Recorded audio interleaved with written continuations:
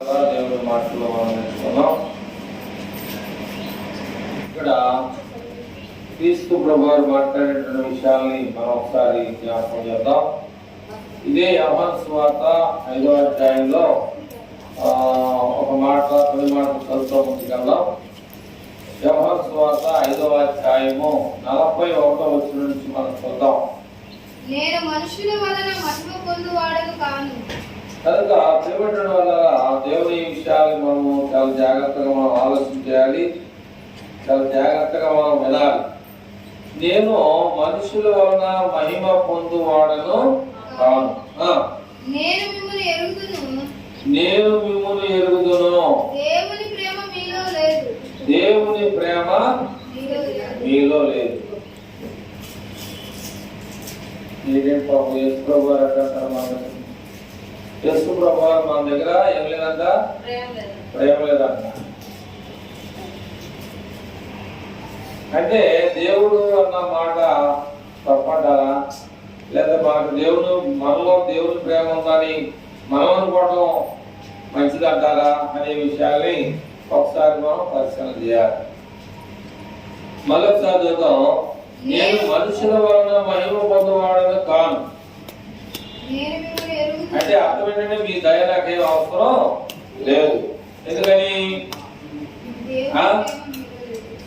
అన్నాడు ఆ మాట అంటే, నా తండ్రి ఉన్నాడు, నన్ను ఈ లోకం గుర్తించకపోయినా, ఈ లోకం చంపేసినా, ఈ లోకం నన్ను పట్టించుకోకపోయినా నాకంటూ ఒక ఆయన ఉన్నాడు కనుక నాకేమీ భయము లేదు. కానీ ఇక్కడ మనుషుల్ని దేవుడు ఎలా ఎక్స్ప్లెయిన్ చేశాడంటే, నేను మనుషుల వలన మహిమ పొందువాడను కాను, నేను మిమ్మల్ని ఎరుగుదును. కానీ నేను అందరూ అని తెలుసు అంట. నేను రాత్రి చూశాను దేవుడు అనేవారు ఉంటారు. రాత్రి నాకు చెప్పాడు దేవుడు మాట చెప్పేవారు. కానీ నేనేమన్నానంటే, నేను మిమ్మలను ఎరుగుదును. మీరు నాకు తెలుసు, కానీ నేను తెలుసుకోలేదు మీకు ఆలోచన చేయడానికి. ఎందుకంటే ప్రేమల వల్ల ఒక విషయాన్ని ఉదాహరణ మీకు చెప్పాలనుకుంటున్నాను. ఏమిటి ఆ విషయం అంటే, ఒక ఫ్యామిలీ ఉందనుకోండి. ఆ ఫ్యామిలీలో అన్నప్రసాద కార్యక్రమం 11 గంటలకల్లా పాస్టర్ గారు రమ్మన్నారు. 11 గంటలకల్లా ఆయన వచ్చేసాడు. కానీ వారి బంధువుల్ని కూడా రమ్మని చెప్పేసి వారు ఏం చేశారు, ఆహ్వానాన్ని పలికారు. కానీ 11 గంటలకల్లా వస్తాడనేటువంటి ఒక తీర్మానం చేసుకుని ఉన్నారు. 11 గంటలకల్లా బంధువులు వచ్చేస్తారు. ఈ చుట్టుపక్కల వాళ్ళు ఇళ్ళంటోళ్ళు వచ్చినా రాపోయినా పర్వాలేదు, కానీ 11 గంటలకల్లా ఖచ్చితంగా పాస్టర్ గారు వచ్చేసాడు, బంధువులు కూడా వస్తారని ఒక తీర్మానం కలిగి పిలువబడినటువంటి వ్యక్తి ఆశ కలిగి ఎదురు చూస్తా ఉన్నారు. కానీ రాలా 11. ఎందుకని? నువ్వేమో 11 నా ఊళ్ళో వచ్చేస్తారని నువ్వు అనుకుంటున్నావు, కానీ రాలా. ఎందుకని రావా? చెప్పేవు కదా 11 గంటలకల్లా రమ్మని. 11 గంటలకల్లా పిల్లోడికి అన్నం పొడిస్తారని చెప్పావు కదా. చెప్పినప్పుడు మరి ఎవరు తప్పది?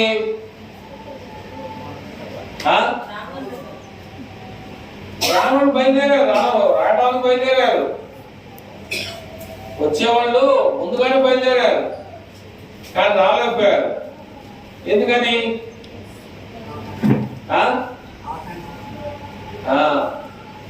ఏంటిది? దేవుడు ఒక మాట అంటాడు.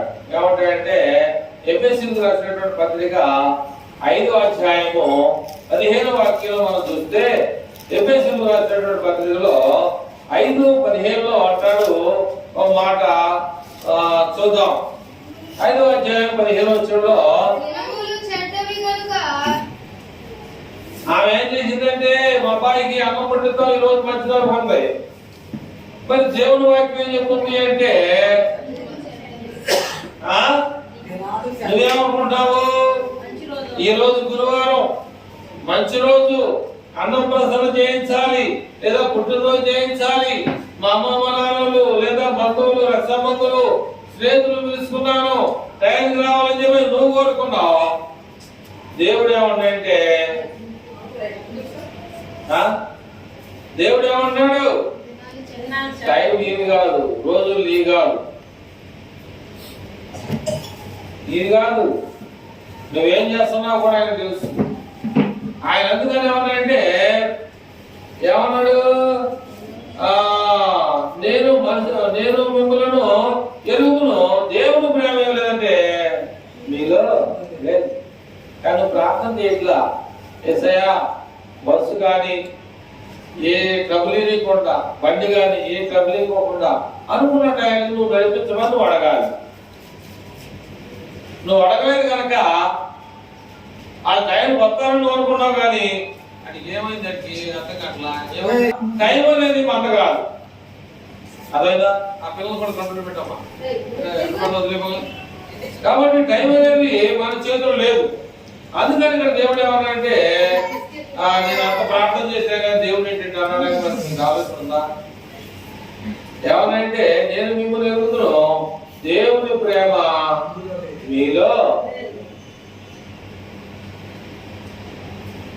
కానీ కొరింథీయులకు రాసినటువంటి పత్రికలో మాట్లాడాడు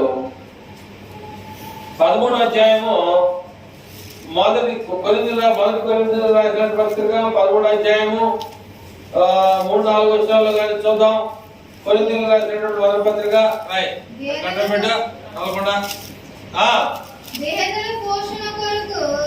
ఇంకా పైన ఎన్నో వచ్చినది? వేదల పోషణ కొరకు నా ఆస్తి అంతయు ఇచ్చినను, కాల్చబడుటకు నా శరీరమును అప్పగించినను, ప్రేమ లేని వాడనైతే నాకు ప్రయోజనం ఏమీ లేదు. ఇంకా కిందగా ప్రేమ దీర్ఘకాలము సహించును, దయ చూపించును. రెండో వచ్చును ప్రవచించు కృపావరము కలిగి మర్మములన్నీయు జ్ఞానవంతుయు ఎరిగిన వాడనైనను, కొండలను మెదిలింపగల పరిపూర్ణ విశ్వాసము గల వాడనైనను, ప్రేమ లేని వాడనైతే నేను వ్యర్థుడను. మళ్ళీ అదే నెక్స్ట్ వచ్చిన వేదల పోషణ కొరకు నా ఆస్తి అంతయు ఇచ్చినను, పేదల పోషణ కోసం నా ఆస్తి అంతా ఇచ్చినను, కాల్చడానికి నా శరీరం అంతా కూడా ఇచ్చినప్పుడు ఇది కూడా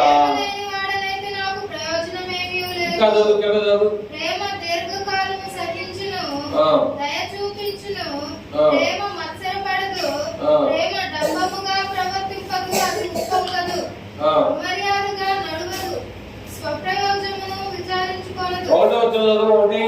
మనుషుల భాషలో కాబట్టి ఇక్కడ ఏమంటే మనుషుల భాషలతో దేవదూతల భాషలతో నేను మాట్లాడినట్లయితే నువ్వు 24 గంటలు దేవుడితో మాట్లాడినా సుఖం లేదు. ప్రేమ అనేటువంటి 2 అక్షరాల్లోనే దేవుడి దగ్గర నీకు అనుమతి ఉంది, నాకు కూడా అనుమతి ఉంది. నువ్వు 24 అవర్స్ నువ్వు ప్రార్థన చేసినా కూడా అక్కడ మనుషుల భాషలతో దేవదూతల భాషలతో నేను మాట్లాడినట్లయితే ప్రేమ లేని వాడైతే. అనేక సంఘాల్లో ఏముంది మా చదువు మ్రోగేడు అంటే రమ్ము కలుసు గడగడలాడు అరుపు తప్ప అరుపు తర్వాత మేలుకరమైనటువంటి పని లేదు. అరుపుల వల్ల ఏమి లాభం? కొడతోపులకి చెత్తకాయ ఒకటి కూడా రావు, ఎండిన చెత్తకాయ కూడా రావు. అర్థమైందా? అట్లాగే అరుపులు అనగా ఉన్నాడు. మనుషుల భాషలతోనైనను దేవదూతల భాషలతోనైనను నేను మాట్లాడినను. కాబట్టి ప్రేమ కావాలి. దేవా నా బంధువుల్ని 11 గంటలు నడిపించు, అది లేదు. నీకు ఎవరు పట్టించుకోని కాళ్ళు ఏ డబ్బాలు రాలేదు, ఏ డబ్బాలు రాలేదు, టైం అయిపోయింది, ఏ డబ్బా రాలేదండి. మనసు ఎక్కడ ఉందంటే నీ బంధువుల మీద ఉంటాయి, నీ స్నేహితుల మీద ఉంటావు, కానీ దేవుడి మీద లేదు. నువ్వు దేవుడిని అడిగినట్లయితే ఆ బస్సు రిపేర్ కాదు, ఆ బండి రిపేర్ కాదు. స్టార్ట్ అవ్వగానే ఇంటికి దాకా తీసుకొచ్చి నేను ముందుగానే నువ్వు అనుకున్నటువంటి టైం కన్నా దేవుడు ముందుగానే తీసుకొస్తాడు. కనుక తీసుకురావాలంటే నీకేముండాలి? దేవుని ప్రేమ ఉండాలి, దేవుని అడగాలి. దేవుని ప్రేమ నీకు ఉండాలి, దేవుని నువ్వు అడగాలి. అడగకపోతే మనకేమీ దొరకదు అన్నమాట. అంతేగాని మనము ప్రార్థన వస్తున్నామే కానీ మరి ఏ టైంకి వస్తున్నాం, ఎన్ని సేవలు పెట్టాం, అదే ఒక ఆయన కూలి కట్ చేస్తామని చెప్పేసి ఆయనకైతే భయపడతాం. ఆయన రోజు కూలి కట్ చేస్తారు కదా.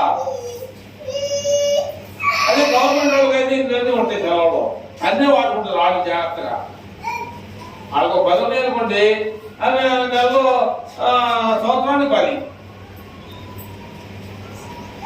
అట్లాగా ఆ 10ని సంవత్సరంతో ఆడుకోవాలి.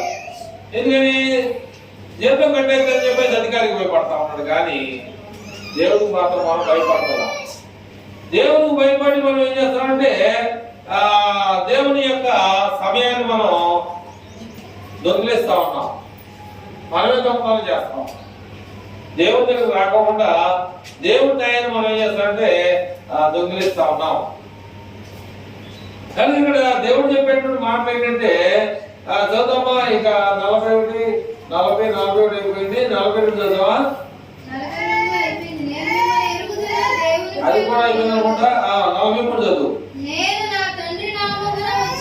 నేను నా తండ్రి నామమున వచ్చి ఉన్నాను, మీరు నన్ను అంగీకరింపరు.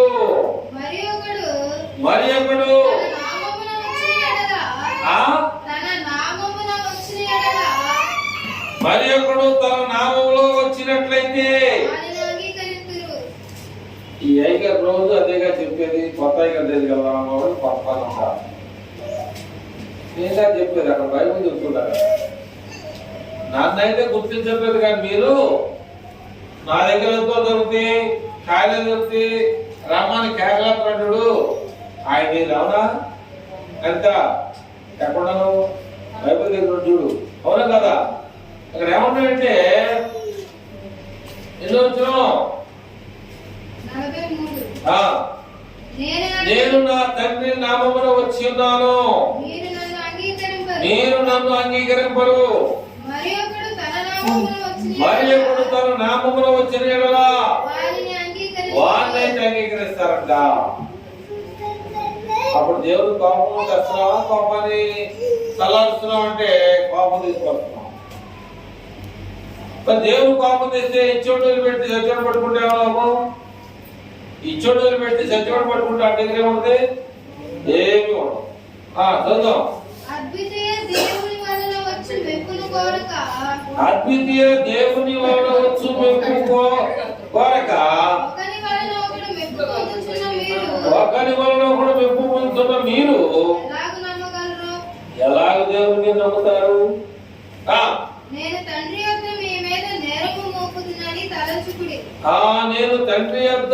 మీ మీద నేరము మోపుతున్నానని మీరు అనుకోవద్దు. మీరు ఆశ్రయించుచున్న మోషే మీ మీద నేరము మోపును. అతడు నన్ను గూర్చి వ్రాసిన కనుక, మోషే అనేటువంటి ప్రవక్తను నన్ను గూర్చి రాసిన కనుక మీరు మోషేని ఏ రీతిగా నమ్మినట్లయితే నన్ను కూడా మీరు నమ్మండి.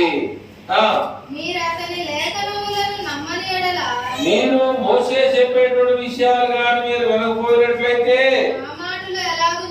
నా మాటలు మీరు ఎలా వింటారు? మోషే అంటే ఎక్కడి నుంచి వచ్చాడు?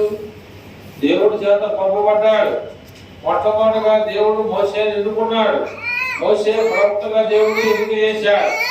కాబట్టి దాన్ని బట్టి ఏం జరిగిందంటే ఆనాడు ఉన్నటువంటి ప్రజలు మోషే మాట విన్నారు, వినవారు ఉన్నారు. కనుక మోషేని కూడా ఆనాడు ఉన్నటువంటి ప్రజలు ఏం చేశారు తెలుసా? మోషేని ఏం చేశారు? ఏం చేశారంటే ఆయనకి బీపీ రేపించే పద్ధతి తెచ్చారు. ఏం పిప్పి రేపారు అంటే ఆ? 40 రాత్రులు 40 పగళ్ళు నిద్రాగారం లేకుండా పదాకులు పలకలు రాసినటువంటి మోషే ఆ దొర చెప్పినట్టుగా ఆ తోట చేసుకొని ఒక ఎత్తైనటువంటి దాని మీద పెట్టుకొని స్థాపన చేసుకుంటే ఈయన బీపీ పెరిగి 40 రాత్రులు 40 పగళ్ళు పదాకులు రాసిన పలకలు పగలగొట్టాడు. వాళ్ళు సమరం చేసుకున్నా నీకెందుకు నువ్వెందుకు పగలగొట్టావు అని చెప్పేసి దేవుడు మోషేకు చెప్పించాడు. అది ఆయన చూసుకుంటాడు,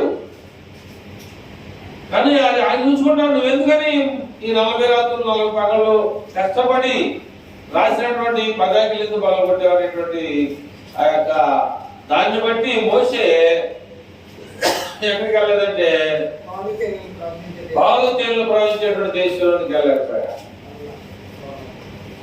మనకు ఆశీర్వాదాలు కావాలని ఆశపడతాం, మంచిదే. కానీ ఆశీర్వాదాలు కావాలంటే మనం ఏం చేయాలంటే దేవుని మాట మనం వినాలి. దేవుడు ఏం చేశాడంటే ఇక్కడ మళ్ళీ కొన్ని విషయాలు ఇక్కడ ఇదే 5వ అధ్యాయంలో నుంచి మనం చూద్దామా. 5వ అధ్యాయం 19 నుంచి మనం వాక్యపట్నం చదివాము. 5:19 చదివాము. కాబట్టి యేసు వారికి ఇట్లు ప్రత్యుత్తరం ఇచ్చాను. తండ్రి ఏది చేయుట కుమారుడు చూచును. కాబట్టి తండ్రి ఏది చేయుట కుమారుడు చూశాడు. అదే కాని ఆయనంతట కానీ ఏది కూడా చేయలేరు. అంటే తండ్రి ఏటినైతే చేశాడో వాటినే కుమారుడు ఆ విధానంలో చేశాడు. తండ్రి కుమారుని ప్రేమిస్తూ తాను చేయువాటినలను ప్రతి విషయాన్ని కూడా ఏ పని చేసినా కూడా కుమారుడు ఆయనకు అగుపరుచుచున్నాడని మీతో నిశ్చయముగా చెప్పుచున్నాను. మరియు మీరు ఆశ్చర్యపడినట్లు కాబట్టి మీరు ఆశ్చర్యపడినట్లు వీటికంటే గొప్ప కార్యములను ఆయనకు అగుపరుచును. కాబట్టి ఇంకా అనేకమైనటువంటి కార్యాలని చేయడానికి దేవుడు కుమారుడికి అధికారాన్ని అనుగ్రహిస్తా ఉన్నాడు. చదవమా. తండ్రి మృతులను ఎలాగూ లేపి బ్రతికించును. చూడండి, తండ్రి దేవుడు మరి మృతులను ఎలాగూ బ్రతికించి లేపుతా ఉన్నాడు. అలాగే కుమారుడు తనకి ఇష్టం వచ్చిన వారిని బ్రతికించును. అదే విధానంలో కూడా ఇక్కడ దేవుడు ఏమన్నాడంటే తనకి ఇష్టం వచ్చిన వాళ్ళు అన్నాడు. అంటే తనకి ఇష్టం వచ్చిన వాళ్ళంటే ఇప్పుడు ఒక మాట చెప్పాలి. ఇప్పుడు ఒక మనుషున్నారు, ప్రతి చెప్పిన మాటలు వింటున్నారు అనుకో, వాళ్ళకి ఏమైనా పెట్టాలనిపిస్తుందా? అట్లాగే ఈయన అన్నాడు ఆ మాట. తనకి ఇష్టం వచ్చిన వాళ్ళంటే మిగతా వాళ్ళందరూ తప్పాలి కాదు, కానీ ఎవరైతే దేవుని యొక్క మాట వింటూ ఉన్నారో వారికి నేను సహాయకుడిగా ఉంటానని చెప్పేసి అన్నాడు. కాబట్టి ఏమన్నాడంటే తండ్రి ఎవరికి తీర్పు తీర్చడు కానీ తండ్రిని గణపరుచున్నట్లుగా నేను తండ్రిని ఆరాధిస్తాను, యేసు ఎవరో తెలియదు, నేను యేసును ఆరాధిస్తాను అనేటువంటి విధానాన్ని బట్టి మనం చూస్తే యెహోవా సాక్షి వారు ఉన్నారు. వాళ్ళు ఏమంటారంటే యేసు ప్రభు వాళ్ళు నమ్మరు. అనేక రకరకాలైనటువంటి వారు ఈ లోకంలో ఉన్నారు. కానీ ఏంటంటే బైబిల్ మనం ఏం చేయాలంటే క్షుణ్ణంగా చదవాలి. దాన్ని ఏం చేయాలంటే పదే దాన్ని ఎవరన్నా తీసుకోవాలి. ఏమన్నాడు, ఎవరి గురించి మాట్లాడుతున్నాడు, ఎందుకు మాట్లాడుతున్నాడు, మాట్లాడాల్సిన అవసరం ఎందుకు వచ్చింది అనేటువంటి విషయం కూడా మనకు తెలియకపోతే వాక్యం మనకు అర్థం కాదు.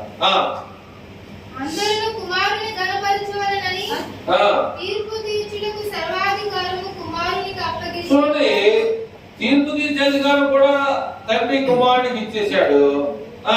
కుమారుని గణపరచని వాడు ఆయనను పంపిన తండ్రిని గణపరచడు.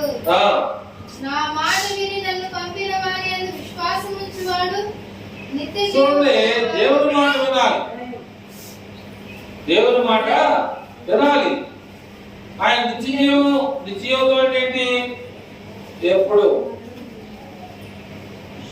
కొంతమంది ఏమంటారంటే కలకాలం కాకిలాగా బతికే కన్నా రెండో తప్ప. అంటే కలకాలం బతుకుని దేవుడు కలకాలం ఉంటాడు. చెప్కాలో చాలా విచిత్రమైనటువంటి మాటలు ఉన్నాయి, కానీ నిలబడటంలో తేడా. చెప్పుకుంటే మంచిది, ఎందుకంటే నేర్చుకోవాలి. అందరూ తెలివి తక్కువ ఎదుగుతుంటగా తెలివి ఉండాలి, తెలివి తక్కువ ఉండాలి. అప్పుడు తెలివి తెలివి తక్కువ చెప్తా ఉంటారు. అట్లాగే అందరూ నేర్చుకోవాలి, అందరూ దాన్ని ధ్యానించాలని దేవుడు కోరుతున్నాడు.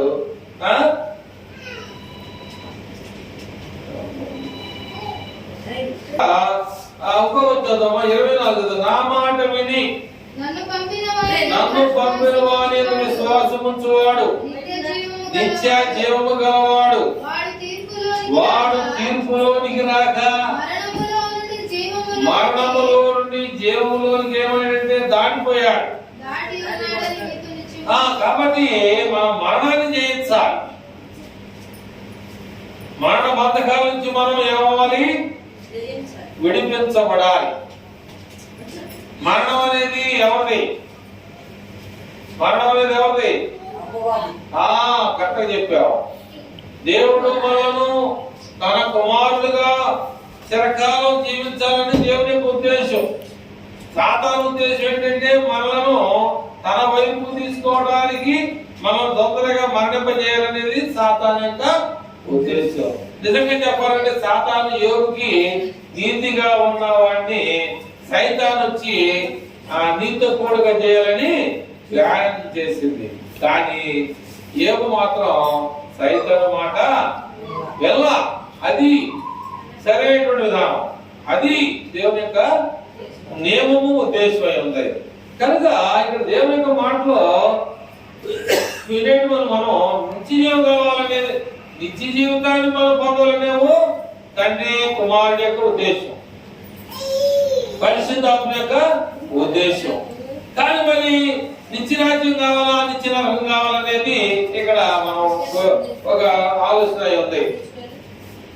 ఇక్కడ దేవుని యొక్క వాక్యాన్ని బట్టి మనం ఆలోచన చేస్తే కొన్ని మాటలు ముందు చదువు, ప్రిపేర్ కదా ముందు కదా 25, 26. దేవుని కుమారుని శబ్దము విను గడియ వచ్చుచున్నది, ఇప్పుడే వచ్చి ఉన్నది, దానిని వినువారు జీవిస్తురని మీతో నిశ్చయముగా చెప్పుచున్నాను.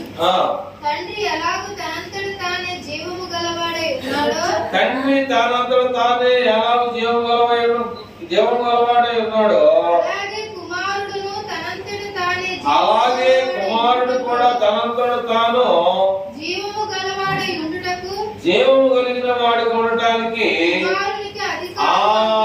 క్రీస్తు ప్రభువారికి కూడా తండ్రి అధికారాన్ని ఇచ్చాడు. మరియు ఆయన మనుష్య కుమారుడు గనుక, మరియు ఆయన మనుషుల ద్వారా పుట్టాడు గనక తీర్పు తీర్చుటకు అధికారం అనుగ్రహించాడు. కాబట్టి దేవుడు ఇస్తాడు, నేను మనుషుడు కానీ ఈయనకి అధికారాన్ని నేను అప్పగిస్తున్నా. ఒక కన్యక ద్వారా పుట్టాడు, సామాన్య మనుషులను మీరు అనుకోవచ్చు, కానీ నేను ఏం చేస్తానంటే బాధ్యతలు అప్పగిస్తున్నా. ఏ బాధ్యతలు అంటే పరిశుద్ధాత్మ అనేటువంటి ఒక ఆత్మ ఆయన మీద ఉన్నప్పుడు ఏ కార్యమైనా చేయడానికైనా సిద్ధంగా ఉన్నాడనే విషయాన్ని మనం ముందుగా గుర్తుపెట్టుకోవాలి. ముందుగా చదువుదాం. కాబట్టి ఈ విషయం గురించి మీరు ఆశ్చర్యపడాల్సిన అవసరం లేదు. కాబట్టి ఒక కాలం అనేది వస్తుంది, ఆ కాలంలో సమాధుల్లో ఉన్న వారందరూ కూడా దేవుని యొక్క శబ్దం విని, చూడండి ఇక్కడ ఏమంటే మేలు చేసిన వారు జీవపడు దానముగా ఉన్నప్పుడు కీడు చేసిన వారు తీర్పు దానములకు బయటకు వచ్చారు. కాబట్టి మనం ఏం చేస్తున్నాం? రేపుగా మనం ఏం చేస్తున్నాం? బయట చేస్తున్నావా, మేలు చేస్తాదే మనకు కావాలి. నువ్వు ఎంత ప్రార్థన చేస్తున్నావు అనేది కాదు, దేవుడు నిన్ను ఎదుగుతున్నాడా? దేవుడు నిన్ను చూస్తున్నాడా? లేదా దేవుని వైపు నువ్వు చూస్తున్నావా లేదా? దేవుని వైపు మనం చూస్తున్నావా? దేవా, ఇదిగో నేను ఈ ఇబ్బందులో ఉన్నాను, ఈ సమస్యలో ఉన్నాను, ఈ యొక్క రోగం చేత కానీ, ఆర్థికంగా డబ్బు లేక లేని స్థితిలో కానీ, ఏ స్థితిలో మనం ఉన్నామో ఆ స్థితి గురించి మనం దేవునికి తెలియజేస్తున్నావా లేదా అనేటువంటి విషయాన్ని ఒకసారి మనం ఆలోచన చేసి దేవుని భాగాన్ని నేను ముగించాలని ఆశపడతా ఉన్నాను. దేవుని యొక్క మాటలు నేను ఏం చేయాలనుకున్నానంటే ముగించాలని నేను ఆశ కలిగి ఉన్నాను. ఏమిటి ముగించడానికి వచ్చా? ఏంటి ఆ ముగింపు అంటే 5వ అధ్యాయంలో మనం చూస్తే ఇక్కడ ఒక విషయాన్ని చూద్దాం.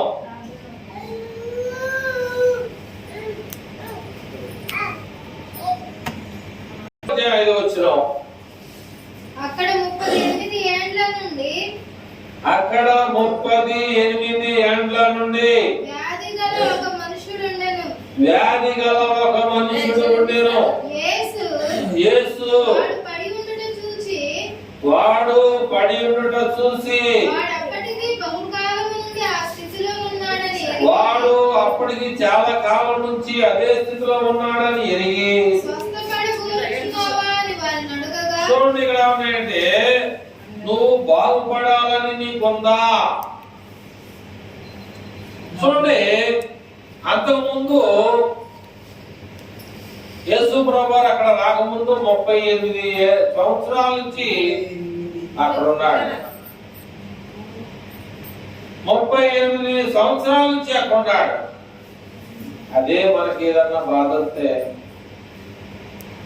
దేవుడిని ఎలా తిడతామో తెలియదు. అక్కడ సిలోమ అనేటువంటి కోనేరు ఉంది. ఆయన చెట్టు కింద ఉన్నాడు, లేకపోతే పుట్ట కింద ఉన్నాడు, లేదా వసారి కింద ఉన్నాడో లేడు అనేది అక్కడ ఎవరంగా లేదనుకుంటే అక్కడ ఒకసారి మనం చదివితే అక్కడ పైన 1వ వచనం నుంచి,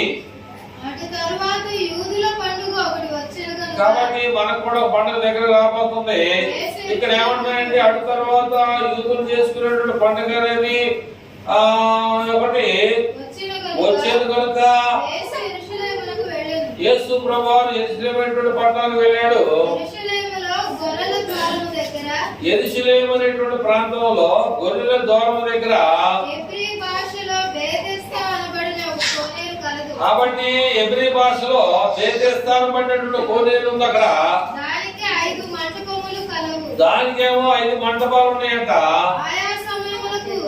ఆయా సమయములకు దేవదూత అనేది కోనేటిలోని దిగి నీళ్లు కదిలించడమే జరుగుతూ ఉంది. జాగ్రత్తగా నీళ్లు కదిలింపబడిన పిమ్మట అక్కడ ఎవరైనా చేయండి, నీళ్ళు ఎప్పుడైతే కదిలింపబడుతున్నాయో మొదట ఎవడైతే మొదట ఎవడు ఎట్టి వ్యాధి కలిగిన వాడైనను బాగుపడును. గనుక మంటపములలో రోగులు, గుడ్డివారు, మోసకాలు చేతులు గలవారు గుంపులుగా పడి ఉన్నారు. కానీ ఆ పరిస్థితుల్లో ఈయన వెళ్ళి దిగడానికి అవకాశం లేదు. మరి అక్కడ బంధువులు సాయం చేసి ఉన్నారో లేదో నాకు తెలీదు. లేక అక్కడ ఏమన్నా ఆ కోనేటి దగ్గర ఒక పెద్ద ఆశీర్వాదం ఉందో లేదో అనేది అక్కడ ఎవరైనా లేదు. అక్కడ మరి ఆయన మనసులో ఉన్నాడు, చెట్టు కింద ఉన్నాడు, ఎండలో ఉన్నాడు, లేకపోతే ఉన్న ప్రాంతం ఏంటనేది ఉంటే ఉండొచ్చు. కానీ ఆయన 38 సంవత్సరాల నుంచి తన వ్యాధిని బాగు చేసుకోవాలని చెప్పేసి అక్కడే ఉండిపోయాడు. ఏంటి 38 సంవత్సరాలు. చూడండి దేవుడు ఎంత టైం అనేది ఎక్కడ వచ్చిందో మనం ఆలోచన చేయాలి. అయితే 5 వచనంలో ఏమున్నాయంటే అక్కడ 38 ఏండ్ల నుండి వ్యాధి గల ఒక మనుషుడు ఉండేను.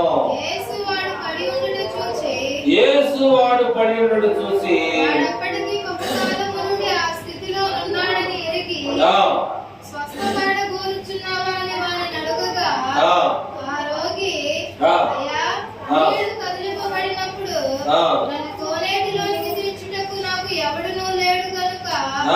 నేను వచ్చినంతలో మరొకడు నాకంటే ముందుగా దిగునని ఆయనకు ఉత్తరమిచ్చెను.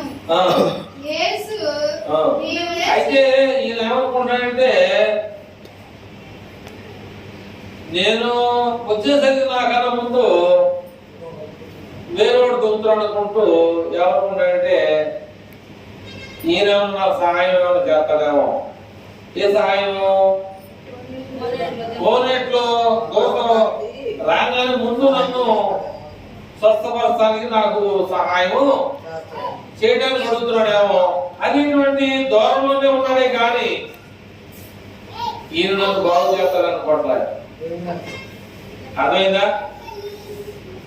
నేను ఎలా అనుకున్నానయ్యా, కానీ నాకన్నా ముందు వేరే ఒకడు దూకేస్తున్నాడు, నాకైతే అవకాశం. అయితే ఆయన ఉన్నాడు, నువ్వు స్వస్థత పొందాలనుకుంటున్నావా? బాయ్ ఆలోచన ఇక్కడ ఏమన్నా చేయండి, నీవు స్వస్థపడగోరుచున్నావా అని వాడిని అడగగా ఆ రోగి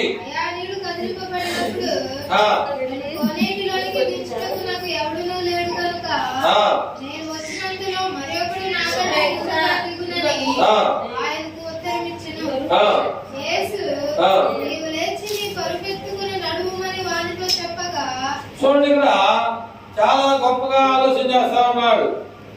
యేసు ప్రభువు ఏమంటే నీవు లేచి నీ పరుపెత్తుకొని నడుమని వాడితో చెప్పగా వెంటనే వాడు స్వస్థత నుండి తన పరుపెత్తుకొని నడిచెను. ఆ దినము విశ్రాంతి దినము కనుక యూదులు ఇది విశ్రాంతి దినము కదా, నీవు నీ పరుపెత్తుకొనమని చెప్పడం తగదే అని స్వస్థత నొందిన వారితో చెప్పిరి. అందుకు వాడు నన్ను స్వస్థపరిచిన వాడు వారు నీ పరుపెత్తుకుని నడుమని నీతో చెప్పిన వాడెవడని వారిని అడిగిరి. ఆయన ఎవడో స్వస్థత నొందిన వారికి తెలియలేదు. ఆ చోటను గుంపు కూడి ఉండెను కనుక యేసు తప్పించుకొని పోయెను. కనుక ఇది యూదుల యొక్క ఆచారం. ఏ ఆచారం?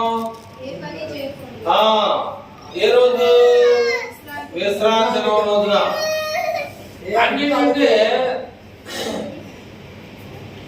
మానవులకి యేసు ప్రభువు ఏం చేస్తారంటే స్వాతంత్రాన్ని తీసుకురావడానికి ఆయన బయలుదేరాడు. స్వాతంత్రం అంటే ఏంటి? స్వేచ్ఛ.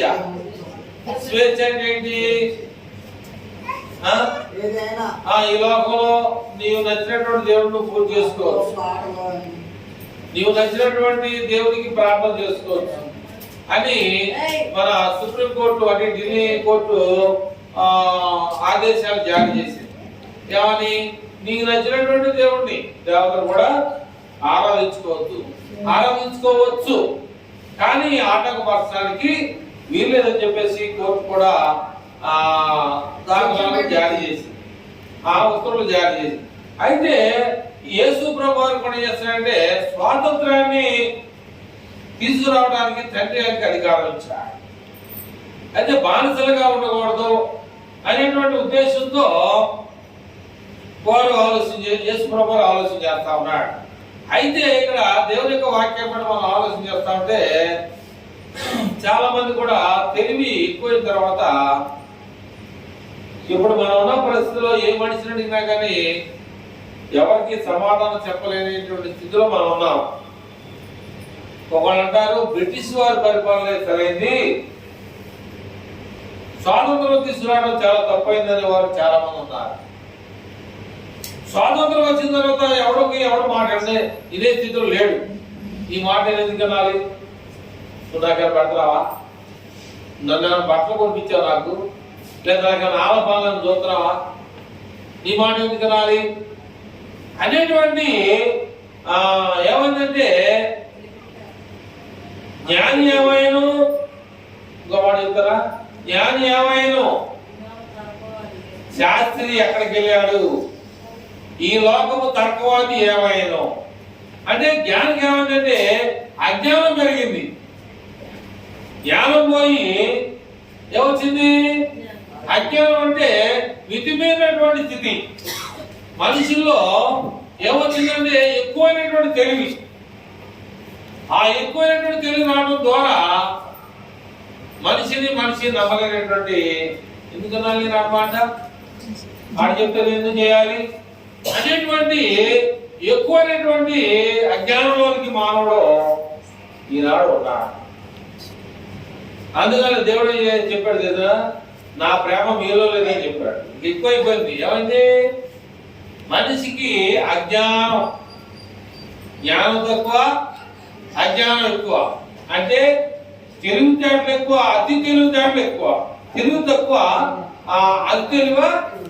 అతి తెలివి మాత్రం బాగా ఎక్కువ. అతి తెలివి ఎప్పుడైనా బతి. అదే అంటారు బైబిల్లో. ఎవరిని ఉద్దేశించి మాట్లాడలేదు. గుణవతి అయిన భార్య దొరుకుట అరుదు, అతిది ముత్యముల కన్నా అమూల్యమైన అంటాడు. అర్థమైనా? గుణవతి అయిన భార్య దొరుకుట తక్కువ, అరుదు అంటే తక్కువ. ఒకవేళ దొరికిందనుకో ముత్యము అంటే విలువైంది అనమాట. సందర్భాల్లో కొన్ని సంవత్సరాల క్రితం చాలా మంది కూడా డబ్బు పెట్టుకున్నారు. ఏంటి? నీకు ముత్యాలదానం ఉందా? లేకపోతే ముత్యాలదానం ఉందా? ముత్యాలారం ఉందా? అంటే ఒక మనిషి ఏం చేశాడో అదే చేద్దామనే కానీ దేవుని యొక్క ఆలోచన లేదు. ఒక మనిషి అది వేసుకున్నాడు, అది వేసుకోవచ్చా వేసుకోకూడదు లేదు.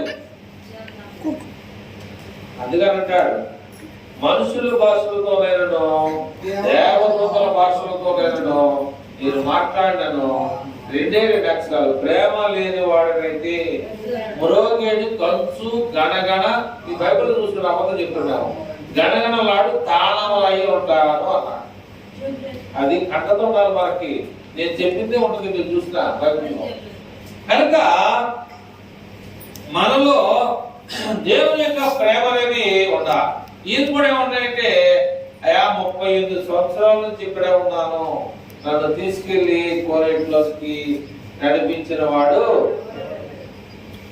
నువ్వు స్వస్థత పొందగోరుతున్నావా? నువ్వు లేచి నడవాలనుకుంటున్నావా? ఆయన కూడా చక్కగా మాట్లాడుతున్నాడు. దేవుడు కూడా జాగ్రత్తగా మాట్లాడాలి మాటల్లో. నీకు స్వస్థత కావాలా వద్దా? నువ్వు నడవాలనుకుంటున్నావా? నీ ఇంటికి వెళ్ళాలనుకుంటున్నావా లేదా అని అడిగాడు. వద్దనుకుంటే వద్దన్నట్టు చేస్తాం.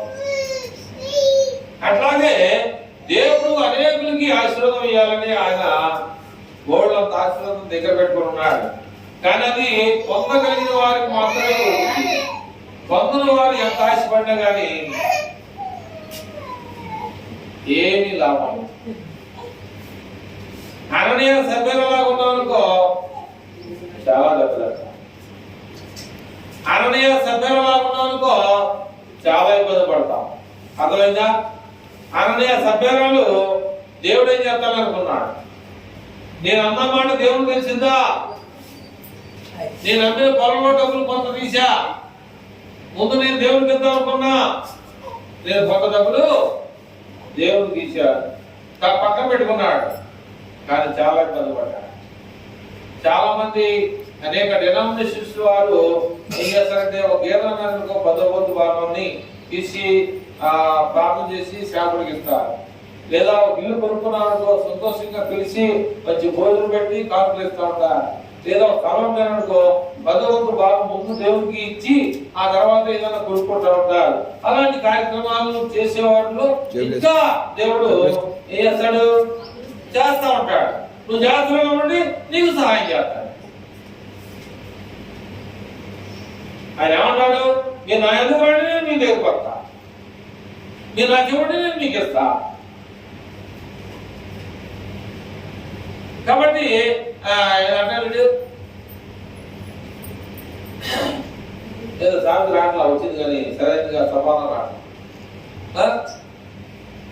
కాబట్టి కొన్ని సందర్భాల్లో మనం ఆలోచించాలి. దేవుని యొక్క మాటలు కానీ మనం వినకపోతే, లేదా దేవుని పద్ధతిలో దేవుని యొక్క నడవడిలో కానీ మనం జీవించకపోతే దేవుడు మనకు సహాయము చేయాలి. ఎంతవరకు మనం విన్న వాక్యాన్ని బట్టి మనం ఆలోచన చేస్తుంటే ఈరోజు మన యొక్క సబ్జెక్ట్ ఏంటంటే దేవుని మీరు గుర్తించరు, దేవుని ప్రేమ మీ దగ్గర లేదు. కాబట్టి ఏం జరిగింది సమాధానం కావాలి. తర్వాత ఏం జరిగింది, దేవుని ప్రేమ మీరు లేదు కాబట్టి ఏం జరిగింది, ఫైనల్లో మనం మాట చెప్తే మీరు చెప్పేస్తే వెళ్ళిపోవాలి. ఏం జరిగింది తర్వాత, దేవుని ప్రేమ మీరు లేదు, ఆ తర్వాత ఏం జరిగింది,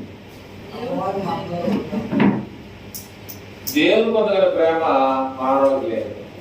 ఉందా లేదా? ఎక్కడ చెప్తారు, ఎక్కడ చెప్తారు? దేవునికి మన మీద ప్రేమ ఉందని చెప్పడానికి ఆన్సర్ ఏంటి? యేసు ప్రభు వారే వచ్చాడు. 38 సంవత్సరాలు పడున్నటువంటి వ్యక్తి దగ్గరికి వచ్చాడు. అది మన జవాబు. జవాబు అది 38 సంవత్సరాల నుంచి పాపం అతను అక్కడే ఉన్నాడు. ఎవరు సాయం చేయాల, ఏదన్నా వెళ్ళి సహాయం చేద్దామని చెప్పేసి యేసు ప్రభు వారు వచ్చాడు. ప్రేమ ఎవరికి ఉంది? మానవుడికి ఉందా, దేవుడికి ఉందా? మీరే ఆలోచించుకోండి. నేను చెప్పేది ఏమన్నా పొరపాటు ఉంటే మీరు అడగండి, తప్పులేదు.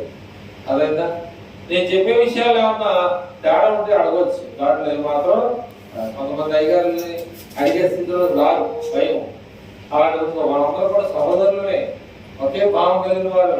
మనలో ఏం తారతమ్యం తేడా ఏం ఉండకూడదు. నేను పెద్ద మీరు చిన్న అనేటువంటి ఉంది, కానీ గౌరవంతో కంపల్సరీ ఉండాలి. అందరూ కూడా కనపడినటువంటి గొప్పైనటువంటి విధానం అన్నమాట.